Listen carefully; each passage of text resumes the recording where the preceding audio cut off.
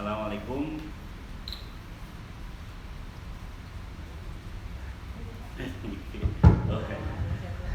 Assalamualaikum warahmatullahi wabarakatuh. Selamat pagi anak-anak semuanya yang ada di rumah, Bapak Ibu pendamping siswa yang sekarang berada di rumah ya.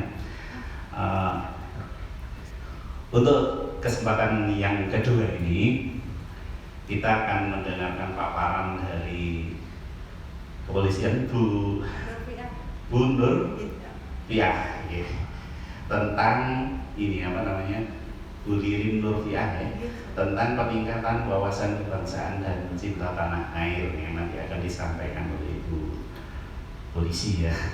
Jadi untuk itu coba kalian perhatikan baik-baik apa yang menjadi paparan supaya kalian bisa menjadi wawasan yang lebih baik ke depan.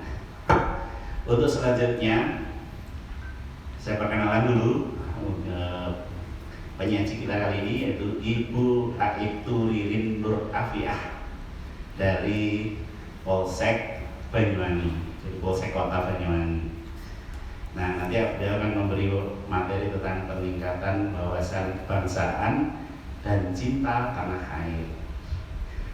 Sepenuhnya waktu akan saya berikan kepada Ibu Lirin. Monggo Bu, silahkan.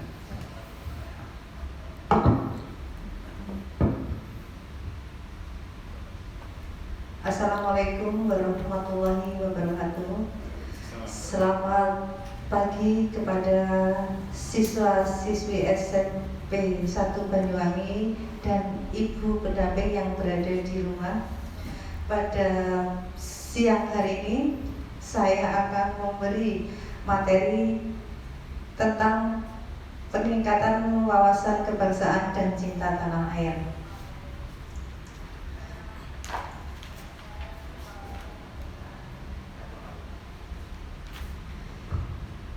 Di sini kita langsung saja, yaitu membangun kebersamaan dalam keberagaman untuk menciptakan rasa persatuan dan kesatuan guna terwujudnya Kamtibmas yang aman dan kondusif.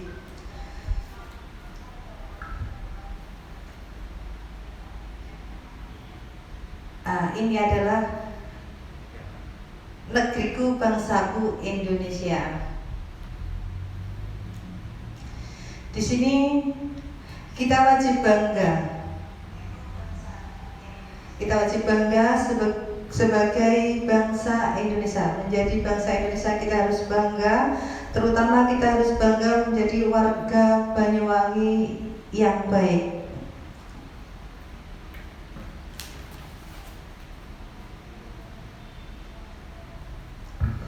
Di sini akan saya jelaskan, yaitu pengertian wawasan kebangsaan dan cinta tanah air. Wawasan kebangsaan adalah cara pandang suatu bangsa mengenai diri dan ideologinya serta cita-citanya yang diorientasikan untuk memperkokoh dan menjaga persatuan bangsa dan ketahanan bangsa. Cinta tanah air di sini adalah suatu kasih sayang, dan suatu rasa cinta terhadap tempat kelahiran atau tanah airnya. Jadi di mana kita dilahirkan, kita harus mempunyai rasa sayang.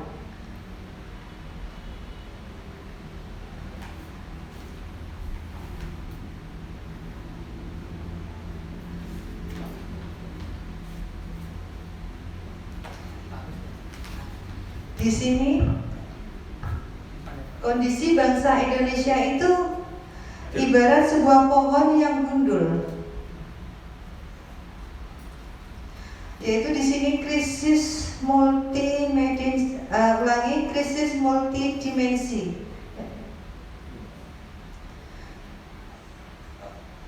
yaitu politik, ekonomi, moneter, hukum, dan kepercayaan serta lain-lain. Untuk selanjutnya yaitu krisis identitas dan jati diri.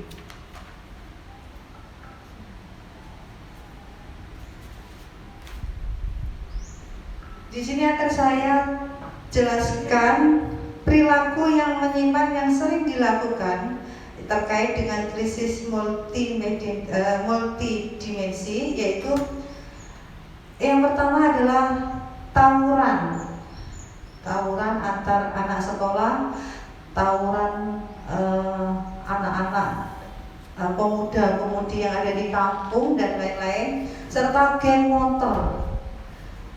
Sekarang kan musim geng motor, setiap malam banyak sekali balap liar yang akhir-akhir ini sering kita operasi dari aparat kepolisian, mengoperasi mereka anak-anak geng motor supaya tidak balap liar dan tawuran dan lain-lain.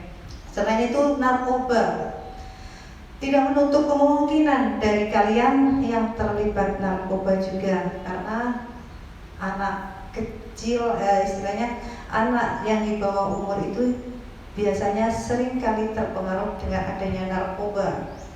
Selanjutnya seks bebas, aborsi, HIV. Lanjut, krisis jati diri, yaitu di mana yang pertama memudahnya rasa nasionalisme dan patriotisme. Yang kedua, kurangnya rasa persaudaraan yang erat. Yang ketiga, rendahnya toleransi dan hilangnya sifat santun. Yang terjadi pada akhir-akhir ini yaitu sifat santun kepada orang tua anak-anak itu berkurang. Terus toleransi kepada rekannya, kepada seniornya itu juga sudah mulai memudar. Yang berikutnya yaitu krisis identitas. Krisis identitas ini yaitu melamahnya prinsip gotong royong. Yaitu kalau ada gotong royong di kampung, ada gotong royong di lingkungan sekolah, biasanya cuek, acuh tak acuh, malah sembunyi, dia menghindar. Untuk yang kedua yaitu lemahnya peran sosial antar masyarakat. Yang ketiga, egoistrik atau ego lingkungan atau masa bodoh. Banyak sekali yaitu di antara anak-anak muda yang sekarang ini yaitu masa bodoh dengan lingkungan, masa bodoh apa yang terjadi. Jadi kalau ada bapak istilahnya no comment atau gimana. Yang selanjutnya yaitu krisis moral. Krisis moral di sini yang pertama melemahnya pemahaman tentang agama. Yang kedua, lunturnya tentang Pancasila, Undang-Undang Dasar 1945 dan NKRI. Yang ketiga, mengekspresikan diri yang kelewatan batas. Yang keempat, hilangnya budaya malu. Suatu contoh pacaran di tempat umum, tempat yang terbuka sehingga tidak punya malu sama sekali dilihat orang. Next. Di sini ada beberapa faktor yang membangun karakter. Apa sih faktor yang membangun karakter itu? Di sini akan dijelaskan, yaitu yang pertama faktor agama. Faktor agama di sini bagaimana caranya? Kita harus meningkatkan ibadah. Terus selanjutnya faktor lingkungan. Faktor lingkungan ini kita harus aktif dalam kegiatan lingkungan, baik di RT, RW sampai ke kelurahan atau desa, di Karang Taruna, dan kita peduli kepada lingkungan sekitarnya. Lanjut, faktor yang berikutnya yaitu pendidikan, kepemimpinan, ideologi, politik, ekonomi, sosbud, dan yang terakhir normatif atau hukum dan peraturan.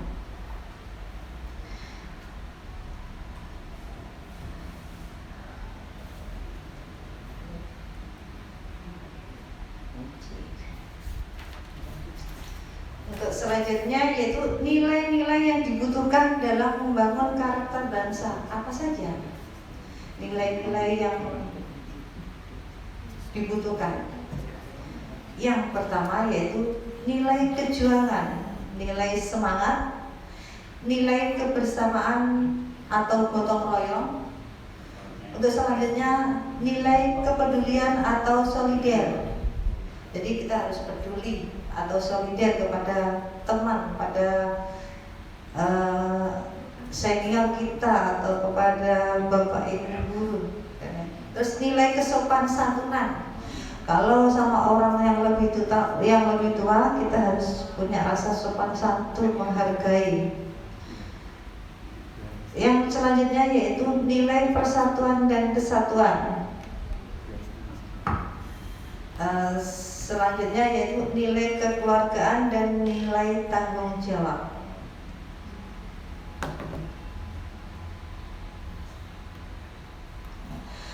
Dari semua itu tujuannya untuk meningkatkan jiwa nasionalisme.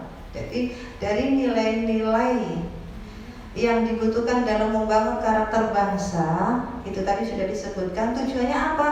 Tujuannya adalah untuk meningkatkan jiwa nasionalisme. Lanjut. Ada 4 pilar kebangsaan.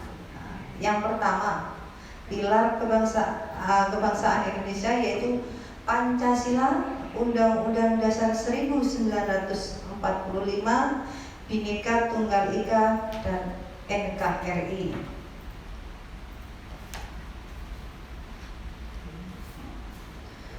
Masalah wawasan kebangsaan. Ada beberapa hal yang harus dicegah dari wawasan kebangsaan tersebut, yaitu yang pertama,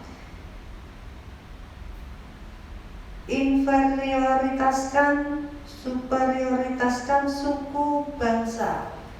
Yang kedua, kesenjangan kewilayahan barat dan timur. Yang ketiga, kesenjangan antara penduduk miskin dan kaya. Yang keempat, penegakan tentang demokrasi dan desentralisasi. Untuk selanjutnya yaitu hal-hal yang harus dipelihara. Apa saja sih hal-hal yang harus dipelihara itu? Yang pertama yaitu keutuhan wilayah Sabang sampai Merauke. Yang kedua, Pancasila dan Undang-Undang Dasar 1945 sebagai acuan berbangsa dan bernegara. Yang ketiga, konsep wawasan Nusantara dan ketahanan nasional sebagai acuan operasional. Yang keempat yaitu kekayaan budaya bangsa Indonesia termasuk hal-hal pembangunan. Selanjutnya hal-hal yang perlu dikembangkan. Di sini ada beberapa hal-hal yang perlu dikembangkan, yaitu yang pertama, menggali, menghimpun, dan mengidentifikasi, mendeskripsikan, dan menyusun peta budaya dan bahasa nasional. Yang kedua, kontak lintas budaya. Selanjutnya, pendidikan berkelanjutan, meningkatkan daya adaptasi.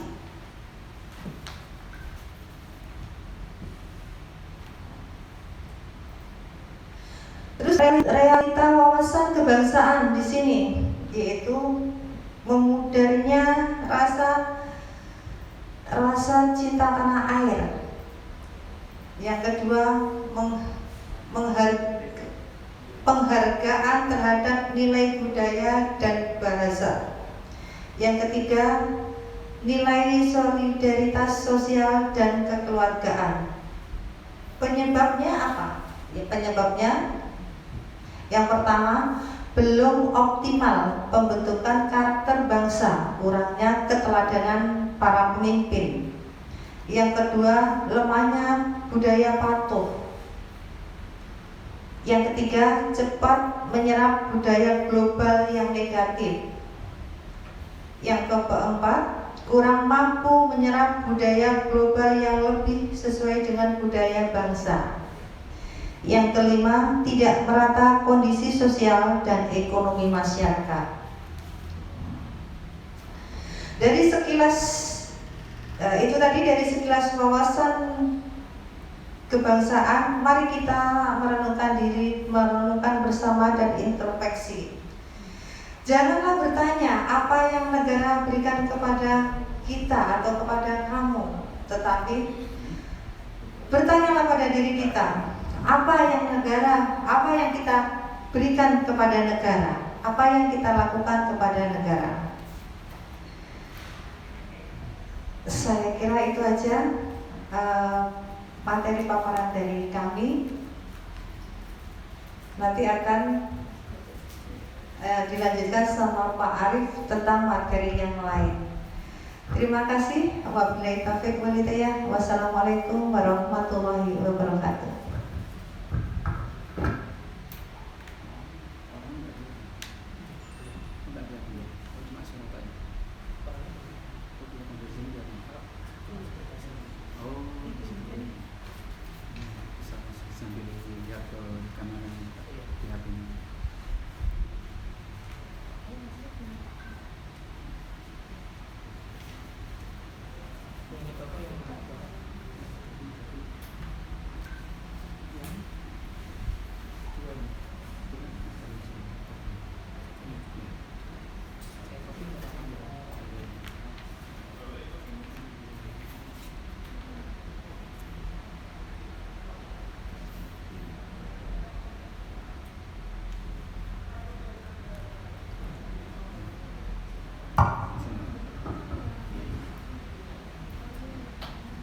Oke, assalamualaikum warahmatullahi wabarakatuh. Selamat pagi. Kami lanjutkan materi berikutnya tentang bahaya narkoba. Jadi sebelum melangkah ke sana, jadi putra-putri SMP 1 biar mengenal ya dari Kak Arief, tadi dari Ibu Ektu Ririn, kami juga dari Polsek Kota dan unit Bimas Polsek Kota Banyuwangi ya, akan memberikan sosialisasi tentang bahaya narkoba. Tema ini sering kita dapatkan atau bahkan kita ketahui setiap tahun barangkali untuk materi di sini atau di rumah. Ini mudah-mudahan dengan materi hari ini semakin untuk ingat, semakin mengetahui, semakin banyak wawasan kita tentang narkoba, jadi kita menjadi pelopor untuk memerangi narkoba, dan ingat motonya adalah say no to drugs, katakan tidak kepada narkoba. Jadi kita akan melanjutkan narkoba ini sering kita sebut juga dengan NAPSA ya. Sama kepanjangannya adalah narkotika, psikotropika, dan bahan adiktif berbahaya lainnya. Untuk narkotika ini merupakan zat atau obat dari tanaman atau bukan tanaman sintetis atau semi sintetis yang dapat menurunkan atau mengubah kesadaran, mengurangi rasa nyeri hingga menghilangkan rasa nyeri dan dapat menimbulkan ketergantungan. Ini sesuai dengan pengertian yang ada di Undang-Undang Nomor 35 Tahun 2009. Apa saja yang termasuk dalam narkotika? Ya, sangat banyak sekali ya. Di antaranya ganja, heroin, opium, morfin, ekstasi, dan sabu. Dalam narkotika ini juga terbagi menjadi 3 golongan. Terbagi menjadi 3 golongan, yaitu golongan pertama, golongan kedua, dan golongan 3. Di mana golongan pertama ini risiko untuk ketergantungannya sangat tinggi. Jika di golongan 2 menengah atau sedang, sedangkan untuk yang golongan 3 cukup ringan. Makanya untuk yang golongan 3 ini digunakan untuk pengobatan atau terapi. Oke, lanjut untuk psikotropika. Pengertian psikotropika ini merupakan zat atau obat alamiah maupun sintetis, ya, bukan narkotika yang berkhasiat psikoaktif melalui pengaruh selektif pada susunan saraf pusat yang dapat merubah aktivitas mental dan perilaku seseorang. Salah satunya adalah dileksotan dan Happy Five. Jadi untuk narkotika dan psikotropika ini memang cenderung ada sedikit perbedaan. Jika narkotika ini karena menurunkan atau mengubah kesadaran, sehingga cenderung untuk pelakunya ini atau penyalahguna ini cenderung lebih lemas, ya. Sedangkan untuk yang psikotropika ini lebih aktif, ya. Lebih aktif lagi, ya, psikoaktif. Kemudian yang terakhir adalah dari narkoba, yaitu bahan adiktif atau nafsa. Zatnya ini zat, ya, atau bahan adiktif yang merupakan bukan narkotika dan bukan psikotropika, namun dapat menimbulkan ketergantungan, ya, sama halnya di narkotika maupun psikotropika, ya. Apa yang termasuk dalam bahan adiktif ini banyak sekali dan kita ketahui di lingkungan kita, ya. Salah satunya alkohol, ya. Alkohol ada di dalam miras, ya. Untuk petartri tahu kepanjangan dari miras, yakni minuman keras. Apa saja yang termasuk dalam miras, ya, nanti bisa disebutkan, ditulis di buku, di kertas, ya, apa saja yang termasuk miras, ya. Ini hal-hal yang harus dihindari karena termasuk dalam ketergantungan. Yang kedua adalah kafein. Kafein ada di dalam kopi, ya. Nah, ini kita ketahui bahwa kafein dalam satu gelas kopi ini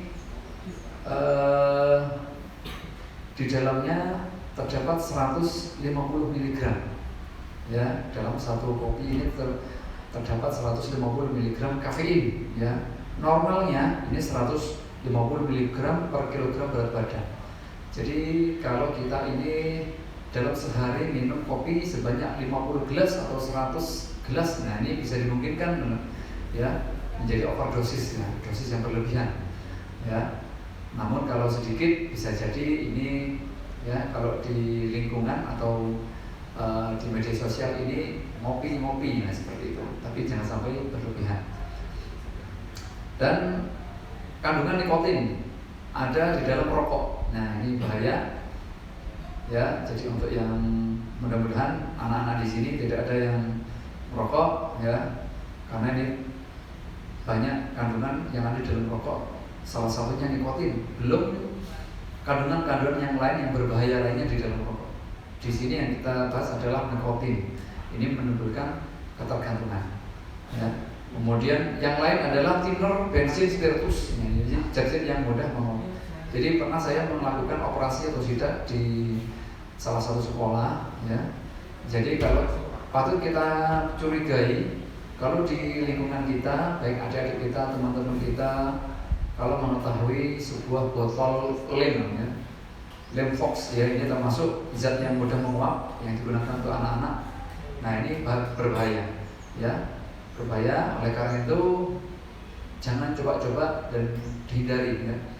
Jadi kalau Bapak Ibu guru kalau ada melihat di salah satu murid atau di tasnya atau di mejanya terdapat kaleng lem Fox, nah ini bisa dicurigai karena itu berpotensi untuk disalahgunakan. Nah, jadi itu. Kemudian ternyata narkoba ini ada 2 faktor, ya, itu. Salah satunya faktor adalah manfaat, ya. Ternyata narkoba ada manfaatnya. Salah satunya untuk pengembangan ilmu pengetahuan, ya. Yang kemudian yang kedua untuk pelayanan kesehatan. Salah satunya untuk bios. Untuk operasi ini sering dilakukan oleh orang-orang pada zaman dahulu ketika melakukan mencari hewan, ya, untuk dikonsumsi. Jadi alatnya ini dicampur dengan salah satu narkoba ini. Jadi untuk kalau kena untuk melemahkan hewannya, ya, melemahkan hewannya atau dibius kalau bahasa kita. Ini juga sering kita temui jika kita ada saudara-saudara kita, bahkan kita yang dilakukan tindakan medis mau dioperasi, yang jelas kita terlebih dahulu dilakukan bius. Nah, ini bermanfaat menggunakan narkoba. Namun faktor yang lain akan berbahaya bila disalahgunakan, yaitu salah satunya merugikan pemakai secara fisik. Nanti akan kami jelaskan bagaimana bentuk tubuh jika menggunakan narkoba. Secara fisik berubah total, yang ganteng menjadi tidak ganteng, ya, yang cantik menjadi tidak cantik, bahkan lebih kelihatan tua atau keriput. Nah, ini efek dari jika menyalahgunakan narkoba. Belum efek-efek yang lain yang mengarah ke organ tubuh. Selanjutnya menjadi ketergantungan atau addiction, ya. Dari narkotika, psikotropika, dan bahan adiktif ini jelas ketiga-tiganya bisa mengakibatkan ketergantungan, ya, atau kecanduan, ya, seperti itu. Dan yang terpenting yang perlu diketahui oleh putra-putri SMP 1, jika ini disalahgunakan, pemerintah telah menggunakan aturan-aturan. Ya, jadi peraturan ini mau tidak mau, tahu atau tidak mengetahui, ini sudah kita harus mentaatinya. Inilah merupakan Undang-Undang Nomor 35 Tahun 2009 tentang narkotika. Nanti terakhir akan kita jelaskan tentang narkotika. Jika ini kita menggunakan, pemakai, mengedar, bahkan menyalahgunakan, ternyata ada pasal-pasal yang mengatur dan pidana atau hukuman penjara yang mengaturnya. Nah, jadi itu. Kemudian sifat dari narkoba ini, jadi sekali mencoba akan mengakibatkan ketagihan dan ketergantungan, ya. Jadi diharapkan untuk remaja ini jangan sampai mencoba, ya. Yang kedua, semakin ditambah dosisnya, maka akan sulit untuk melepaskan. Terlepas dari rasa tidak nyaman, melepaskannya akan semakin tidak nyaman. Akan ada beberapa tubuh yang merasa sakit jika melepaskan kalau sudah ketergantungan, apalagi jika dosisnya ditambah. Kemudian jika sudah menggunakan, apabila ingin berhenti, nah ini kehidupannya sudah tidak normal. Mau masuk ke lingkungan masyarakat sudah tidak normal kembali, karena kehidupannya yang sebelumnya sudah menyimpang. Nah, dia merasa tidak percaya diri, atau sudah bentuk fisiknya sudah tidak sesuai dengan yang aslinya, ya. Apalagi sudah kecanduan, jadi hidupnya seperti di neraka, ya. Maksudnya ini badan sudah sakit, masyarakat sudah menolak, kemudian kita berkomunikasi dengan masyarakat serba salah, ya, apa diterima atau tidak. Bahkan jika kita tidak sadar, ucapan kita ini membuat pemakai itu menjadi emosi, ya. Nah, ini bisa mengarah ke kriminalitas. Kemudian cara-cara untuk penyalahgunaan. Nah, cara-cara ini perlu kita ketahui, ya, perlu kita ketahui. Jika kita mengetahui ada masyarakat, orang lingkungan sekitar kita, teman kita, bahkan sahabat kita yang melakukan kegiatan yang seperti cara-cara seperti ini, kita harus melakukan langkah-langkah yang cepat, yaitu memberitahu kepada orang tuanya. Kalau di lingkungan sekolah, memberitahu kepada pihak guru.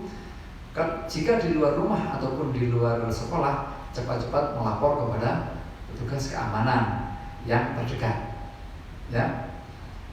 Yang perlu digarisbawahi, sudah mengetahui cara-caranya, bukan untuk dicoba, ya. Saya garisbawahi, bukan untuk dicoba. Jadi yang cara pertama adalah dengan oral. Ya, ini kalau bentuk pil biasanya melalui mulut, ini untuk ditelan, ya. Ditelan, dimasukkan ke dalam tubuh.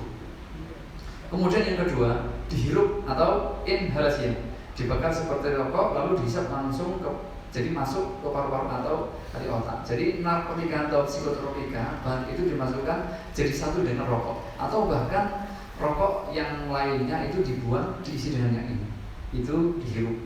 Nah, yang ketiga ini dihisap. Dihisap bisa melalui kedua hidung atau salah satu hidung, atau namanya intranasal, menghirup langsung melalui hidung, diserap oleh saraf-saraf dalam hidung ke otak. Nah, kalau kita mengetahui ciri-cirinya teman yang kiranya guyon-guyon, bercanda, salah satu hidungnya menghirup atau apa segala sesuatu, ini perlu dicurigai. Nah, ini cara-cara yang tidak dibenarkan, ya, tidak normal. Kemudian injeksi intravena, yaitu memasukkan dalam bentuk cair atau dicairkan melalui jarum suntik ke dalam darah pada nadi masuk ke paru-paru, hati, jantung, dan otak. Nah, ini juga sama. Injeksi ini berarti memasukkan suatu cairan ke dalam alat suntik, kemudian alat suntik itu disuntikkan ke dalam lengan atau ke tangan. Nah, ini kalau ada orang-orang terdekat kita yang menggunakan alat suntik bukan petugas medis, maka harap dicurigai. Nah, ya, ini untuk apa? Kalau bukan petugas medis berarti tidak boleh membawa, walaupun dengan mainan, ya, sangat berbahaya karena alat suntik itu tajam, ya, jadi tidak dibenarkan jika permainan atau bercanda dengan menggunakan alat suntik. Bahkan kalau diketahui oleh petugas keamanan boleh untuk mencurigai digunakan untuk apa alat suntik ini. Bisa-bisa untuk mengarah ke yang lain-lain atau mengarah ke narkoba. Nah, bahkan dari petugas dari Reserse Narkoba Polresta Banyuwangi jika menangkap dari pelaku narkoba ini, ya banyak barang bukti yang disita, ini salah satunya alat suntik karena itu yang sering dipakai, dan alat sisa. Yang kelima, ditaruh ke dalam luka. Nah, dengan cara menaburkannya pada bagian kulit tubuh yang terlebih dahulu dibuat luka. Ini sangat jelas sekali. Tangan atau tubuh yang lain ini dibuat luka, mungkin diiris pakai silet apa segala macam. Nah, ini dengan adanya luka itu kemudian serbuknya dimasukkan. Nah, kalau ada ciri-ciri orang yang tangannya banyak sekali luka, ya, tersayat yang banyak, ini perlu dicurigai. Kemudian jaga jarak, ya, supaya tidak terpengaruh, ya, supaya tidak terpengaruh. Yang terakhir adalah insersi anal, yaitu masukkan lewat lubang dubur. Ini untuk penyalahgunaan, untuk memakainya. Tapi di media sosial tidak hanya menyalahgunakan, tapi salah satu cara untuk mengedarkan narkoba dengan cara dimasukkan lewat lubang dubur atau lubang yang lain. Ini masuk ke, sering kita ketahui di media sosial ataupun media televisi. Ini salah satu penyalahgunaan maupun pengedarannya juga sama. Nah, bahaya penyalahgunaan narkoba ini terhadap diri pemakai. Nah, ya, terhadap diri pemakai mampu mengubah sikap kepribadian. Narkoba dapat menimbulkan sikap agresif, brutal yang dapat menuju pada tindak kriminal. Nah, ini jelas sekali. Mendorong perbuatan kriminal untuk memenuhi kebutuhan narkobanya, seperti mencuri atau masuk dalam prostitusi. Nah, ya, jadi mendorong untuk perbuatan kriminal ini bisa jadi mudah untuk melakukan penganiayaan. Kemudian jika tidak mempunyai uang untuk membeli bahan atau zat narkoba itu, akhirnya melakukan pencurian. Mempengaruhi kesehatan fisik, mental, emosi, dan sosial si pemakai, dan menimbulkan sifat masa bodoh dan menghilangkan motivasi untuk bekerja atau sekolah. Nah, ini kalau sudah masuk sifat masa bodoh, nah ini akhirnya cuek dengan segala sesuatu yang ada di lingkungan sekolah. Nah, kemudian terhadap masyarakat, ya, terhadap masyarakat tidak segan-segan melakukan tindak pidana. Kemudian mengganggu ketertiban umum dan menimbulkan bahaya bagi ketentraman keselamatan umum dan tidak merasa menyesal apabila melakukan kesalahan. Seperti yang dilakukan oleh artis kemarin yang kita baru membaca itu, setelah menabrak orang pengguna jalan menggunakan mobil, kemudian dengan tidak mempunyai rasa bersalah malah marah-marah, ya, tidak melihat korbannya marah-marah. Ini sudah terpengaruh oleh narkoba. Nah, seperti itu. Kemudian tidak segan-segan melakukan tindak pidana, mudah sekali, dan tidak ada punya rasa bersalah, tidak malu dengan masyarakat. Kalau kita normal aja hidup di tengah masyarakat pasti malu, ya.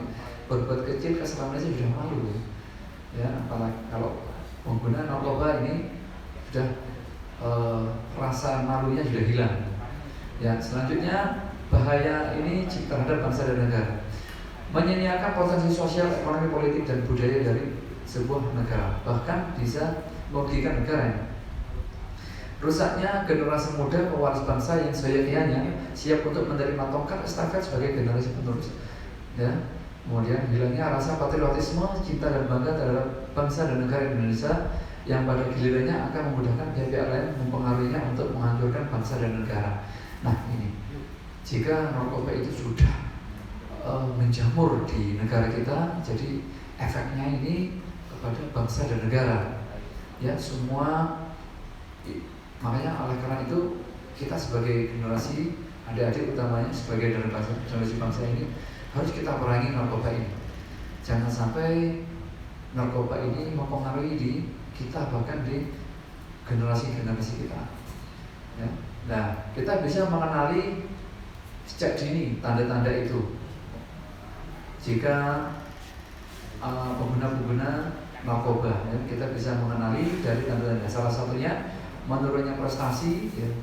Nah, ini menurunnya prestasi, suka bolos tanpa sebab, perubahan perilaku, suka menyendiri, pandai berbohong, kamar selalu tertutup, cara pakaian tidak rapi, kemudian ada bau aneh dalam kamar dan lain-lain. Banyak sekali tanda-tandanya. Mata berair, nah ini salah satu tanda-tanda fisik ya. Hidung berair, tangan bergetar, nah seperti itu tanda-tanda jika sudah overdosis ya, atau narkoba ini sudah menjadi kebutuhan. Ini ciri-cirinya sudah kita tebak ya, sudah bisa kita lihat. Kemudian pemakai ini juga kita bisa lihat tanda-tandanya di sekolah, yaitu si pemakai ini suka membolos, baik di tingkat SMP atau SMA, bahkan di perkuliahan pun jika sudah menggunakan narkoba ini bisa kita lihat ya, suka membolos dan tidak disiplin. Temannya sudah berbaris, mau masuk ini tidak mau berbaris. Ada tugas untuk membawa suatu barang, tanaman, atau tugas sekolah, tidak mengerjakan tugas sekolah. Nah ini sudah mulai tidak disiplin dan suka membolos ya. Awalnya 1 hari seminggu, 2 hari seminggu. Nah, kalau sudah parah ini bisa tidak masuk terus. Kemudian perhatian terhadap lingkungan tidak ada ya. Buang sampah sembarangan ya. Jadi ada sampah di sekitar juga cuek ya, dibiarkan saja. Kalau perlu apapun kebutuhannya setelah dimakan dibuang di tempat di mana dia suka. Nah ini ya, jadi perhatiannya kurang. Kemudian sering mengantuk ya, karena efek dari obat itu akhirnya sering mengantuk. Karena masa istirahatnya sudah terpengaruh oleh obat itu, sehingga pada saat di sekolah menjadi mengantuk. Sering telat masuk ke kelas setelah jam istirahat ya, karena sudah mulai malas ya. Jadi pada saat masuk sekolah setelah istirahat masuk kelas ini mulai malas. Kemudian prestasi jelas menurun drastis. Nah, ini di situ ada faktor-faktor penyebabnya ya. Ada faktor penyebabnya. Faktor dari individu ini keinginan mencoba ya. Keinginan mencoba narkoba itu tanpa berpikir akibatnya. Nah, jadi biasanya di usia-usia remaja ini memang mencoba-coba ini sangat tinggi sekali. Tapi ketika ini yang dilihat adalah mencoba pelajaran, keterampilan boleh yang sifatnya positif. Namun jika mencoba ini berkaitan dengan narkoba, jangan. Kalau bisa dihindari ya. Ini menjadi faktor penyebab. Kemudian untuk senang-senang. Nah, ya apalagi untuk senang-senang. Untuk apa narkoba? Untuk senang-senang. Padahal banyak peralatan lain yang bisa kita gunakan untuk senang-senang. Ya, entah itu olahraga, apa itu komputer, ya, HP, ya yang positif ya. Nah itu. Jadi jangan pakai narkoba untuk senang-senang. Mengikuti tren atau gaya, ini sering diikuti oleh artis ya. Mengikuti tren atau gaya. Kalau tidak gaya bukan artis ya. Jadi kita tidak usah mengikuti artis yang seperti itu ya. Sekarang kelihatan cantik ya, ternyata besok masuk koran sudah tertangkap membawa 0,5 gram, nah, atau terbukti positif menggunakan narkoba. Nah seperti itu, narkotika jenis sabu. Nah ya, jadi tidak perlu mengikuti tren gaya. Mengikuti tren atau gaya itu gaya hidup sehat atau juara 1, bergaya prestasi. Nah ini perlu dikembangkan, mengikuti tren gaya prestasi ya, atau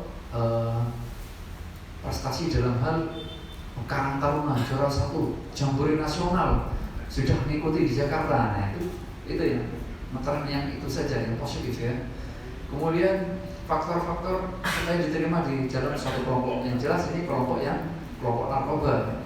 Kalau kelompok yang positif ya tidak masalah. Satu contoh kelompok olimpiade atau kelompok pengajian, nah ini bagus. Ya, tapi kalau kelompok yang arahnya ke narkoba, jangan sekali-kali untuk mendekat. Faktor yang menjadi sering kita ketahui ini pelarian, ya, karena kebosanan atau ada permasalahan. Nah ini yang sering kita ketahui pada saat kita interogasi kepada pemakai itu, ini karena ada permasalahan yang dialami, karena dianggap permasalahan itu tidak ada jalan keluar sehingga menggunakan narkoba. Nah ini patut kita garis bawahi bahwa setiap persoalan itu ada jalan keluarnya. Yang terpenting adalah doa, ya. Yang terpenting adalah doa. Kemudian pengertian yang salah bahwa memakai sekali-kali tidak apa-apa. Nah ini yang bahaya. Memakai sekali-kali karena ini sifatnya ketergantungan atau addiction, ini membuat terus-terusan, ya. Dari yang sekali-kali jadi terus-terusan. Makanya jangan sekali-kali untuk mencoba, kemudian tidak mampu untuk menghadapi tekanan lingkungan menggunakan narkoba, dan tidak berani, tidak dapat berkata tidak. Nah, dari awal kita sudah sepakat bahwa moto kita adalah say no to drugs, katakan tidak kepada narkoba. Jadi jangan sampai kita tidak berani mengatakan tidak kepada narkoba. Harus berani, lantang dan tegas. Tidak, nah, seperti itu. Yes. Kemudian mengapa remaja ini kok mudah menyalahgunakan narkoba? Ternyata ada beberapa faktor. Yang pertama karena dipengaruhi kawan, ya, mudah sekali dipengaruhi kawan. Ya, kemudian rasa ingin tahu yang tinggi, solidaritas kelompok karena ingin menonjol dan menghilangkan rasa bosan, kemudian keinginan untuk memberontak. Nah ini yang perlu kita jauhi, ya. Jangan sampai kita termasuk mudah dalam menyalahgunakan narkoba. Nah, ini yang terpenting adalah bagaimana cara kita untuk mengelola diri agar jauh dari narkoba, aktif untuk memegang teguh norma-norma agama dan sosial kemasyarakatan. Kita aktif ke kegiatan-kegiatan agama.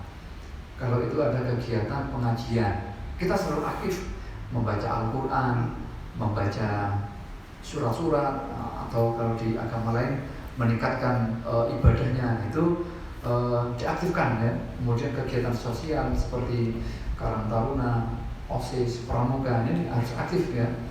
Ini cara-cara untuk mengelola diri. Kemudian kegiatan keluarga, sosial agama, gerak badan olahraga, ini bagus sekali. Kalau perlu sampai prestasi nasional dan internasional, ya. Kemudian rekreasi, hobi, ya, mengembangkan kemampuan diri dan istirahat yang cukup, ya. Kita harus tubuh itu mempunyai hak, ya, yang harus kita ikuti, yaitu istirahat yang cukup 7-8 jam. Makanya itu yang patut hak tubuh yang harus kita ikuti. Kemudian makan yang cukup, ya, hadapi persoalan hidup dengan tidak takut, panik, stres, ya. Jangan menyimpan persoalan tidak enak tapi diceritakan kepada orang lain. Ini sangat berbahaya sekali, karena sedikit ada persoalan, kalau kita cerita kepada orang lain, ini merupakan pintu, ya, pintu orang pengedar atau pemakai narkoba. Ini pintu untuk mencari temannya dari sini nih. Kalau kita selalu mudah untuk menceritakan hal-hal yang tidak enak ke orang lain, nah ini pintunya dari sini. Makanya hal-hal yang tidak enak sampaikan kepada orang tua. Kalau di sekolah sampaikan kepada guru BK atau wali kelas ini. Jadi jangan sembarangan ke temannya. Yang teman perlu disampaikan yang baik-baik saja. Kemudian jangan menerima sesuatu orang yang tidak kenal atau baru kenal.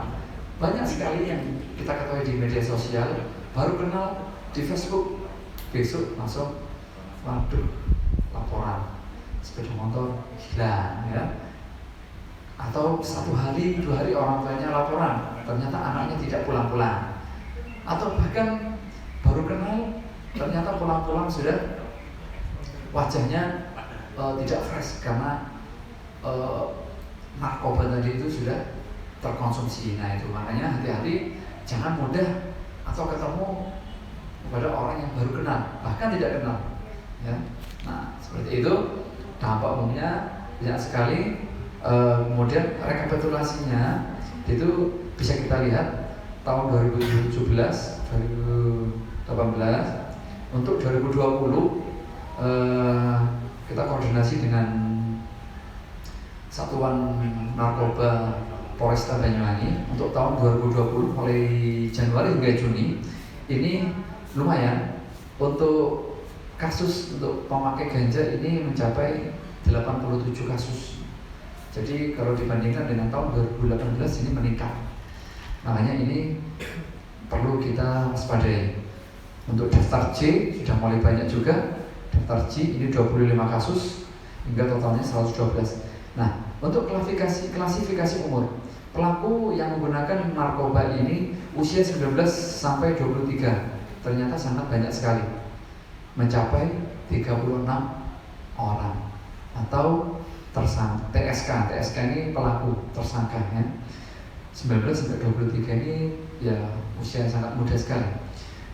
Di usia 23 sampai 28 sama 34 kasus, 28 sampai 35 28 kasus, dan 36 ke atas berarti sudah usia-usia bapak-bapak ya.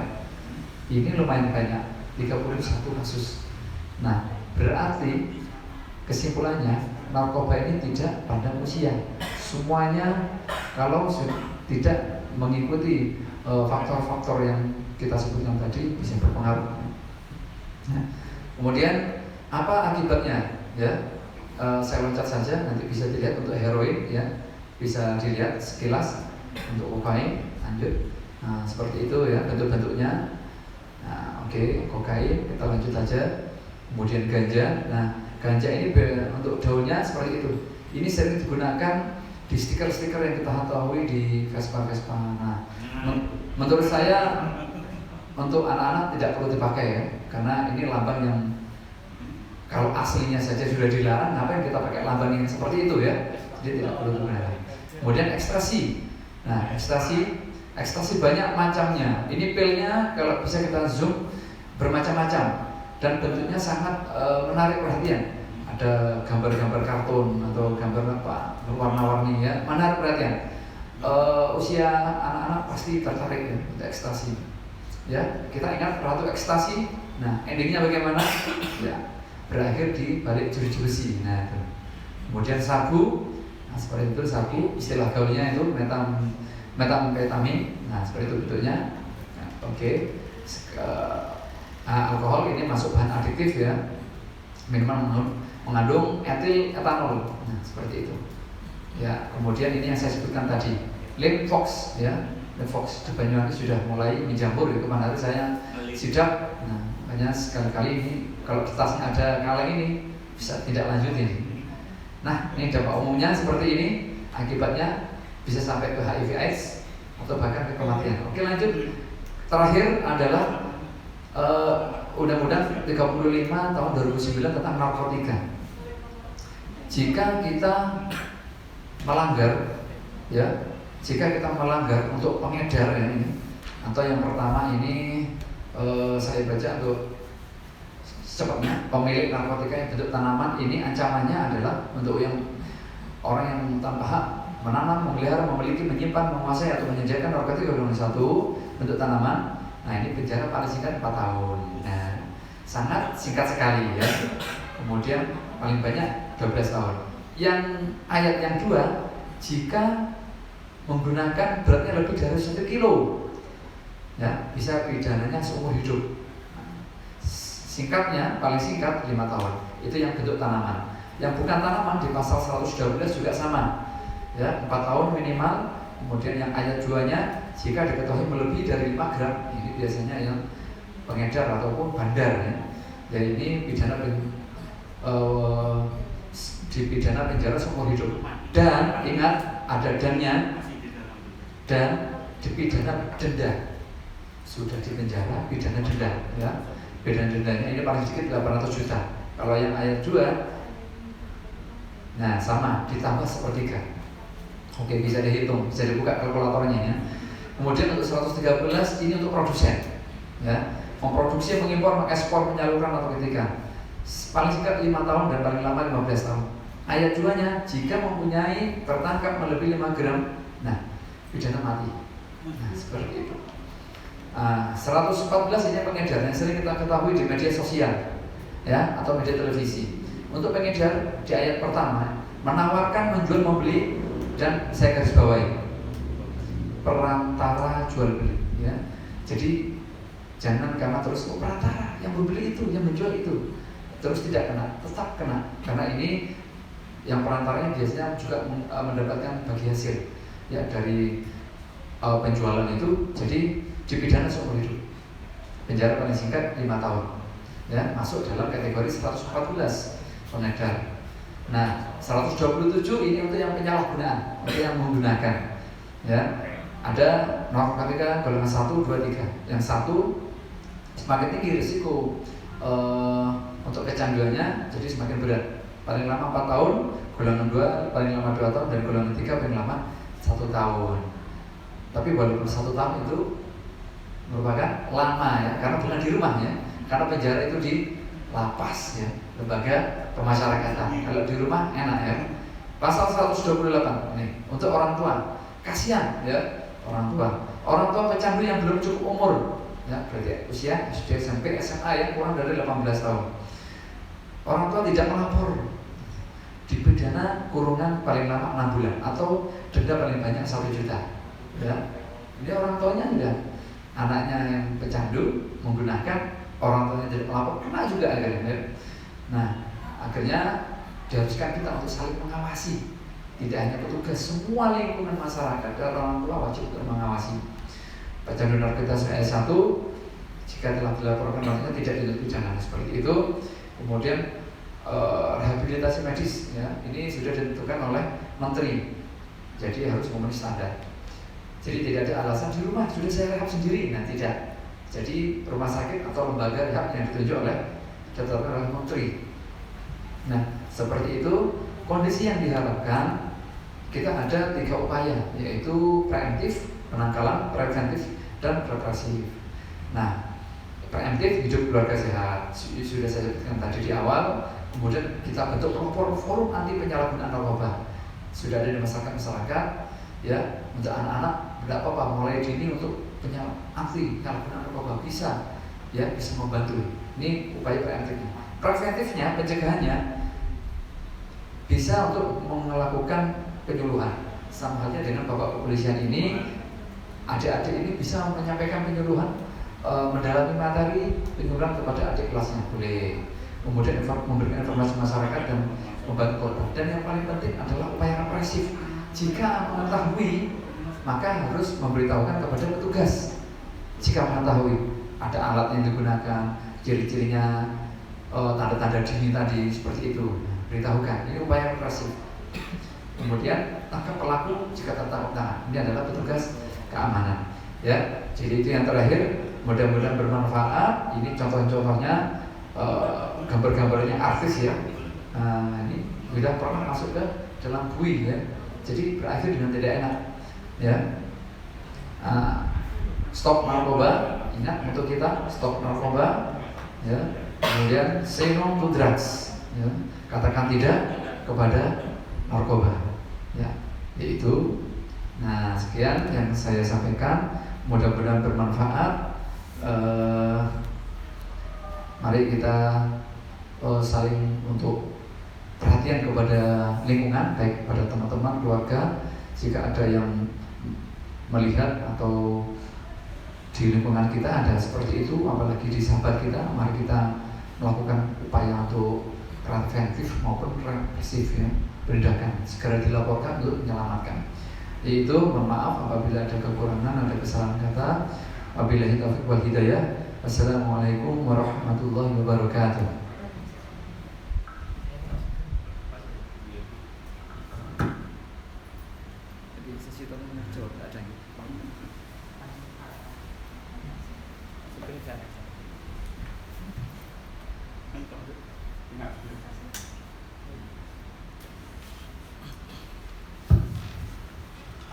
Baik, terima kasih pada Bapak dan Ibu yang tadi sudah memberikan materi. Semoga anak-anak bisa mengambil ya hikmah, bisa mengambil manfaat dari semua materi yang disampaikan. Dan kalian selain yang disampaikan oleh Bapak Ibu polisi tadi, memang di SMP itu ada materi tentang nafsa. Jadi ada memang. Jadi nanti bisa diperkuat lagi pada kegiatan tersebut. Kita ada kegiatan-kegiatan yang mungkin bisa memperkuat ya pemahaman anak-anak tentang nafsa. Materinya tentang aditif dan adiktif judulnya. Baik, terima kasih semuanya atas perhatian kalian semuanya. Terima kasih Bapak Ibu juga yang ada di rumah yang ikut menyimak kegiatan MPLS daring ini. Dan kami ucapkan terima kasih juga kepada Bapak Ibu yang sudah menyampaikan materi kali ini. Mungkin lain kali kita bisa ketemu dengan cara yang lebih baik dari sekarang. Ini terpaksa harus online. Jadi seperti itu. Mungkin lain kali bisa ketemu langsung dengan anak-anak, bisa bertanya jawab. Kalau seperti ini nggak bisa kayaknya. Kita cuma satu arah aja. Jadi lain kali. Dan seperti itu. Terima kasih. Saya sampaikan kita bisa ketemu lagi besok dengan kegiatan yang berikutnya ya. Semoga bermanfaat bagi kita semua. Dari saya akhiri, wabillahi taufiq wal hidayah. Wassalamualaikum warahmatullahi wabarakatuh.